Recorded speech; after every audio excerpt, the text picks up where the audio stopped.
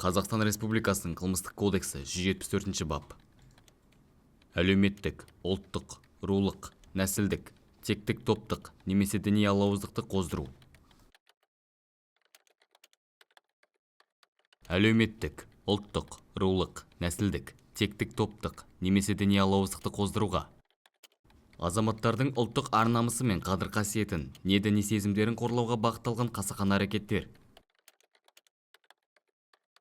Сол сияқты азаматтардың дінге көзқарасы, тектік топтық, ұлттық, рулық немесе нәсілдік қатыстылығы белгілері бойынша олардың айрықшалығын, артықшылығын, не толыққанды еместігін насихаттау.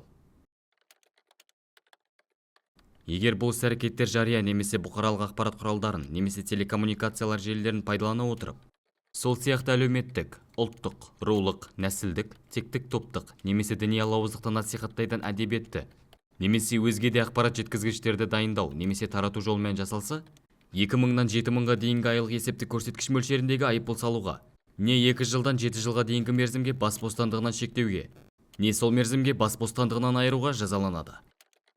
Адамдар тобы. Алдын ала сөз байласу арқылы адамдар тобы жасаған, немесе бірнеше рет жасалған, немесе күш қолданумен, не оны қолдану қатерін төндірумен ұласқан. Сол сияқты адам өзінің қызмет бабын пайдалана отырып, не қоғамдық бірлестік лидер жасаған. Оның ішінде шетелдік көздерден алынған қаражат пайдалана отырып жасалған дәл сол әрекеттер. Белгілі бір лауазымды атқару немесе белгілі бір қызметпен айналысу құқығынан 3 жылға дейінгі мерзімге айыра отырып, немесе онсыз 5 жылдан 10 жылға дейінгі мерзімге бас бостандығынан айыруға жазаланады. Осы баптың бірінші немесе екінші бөліктерінде көзделген қылмыстық топ жасаған, не ауыр зардаптарға әкеп соққан іс-әрекеттер.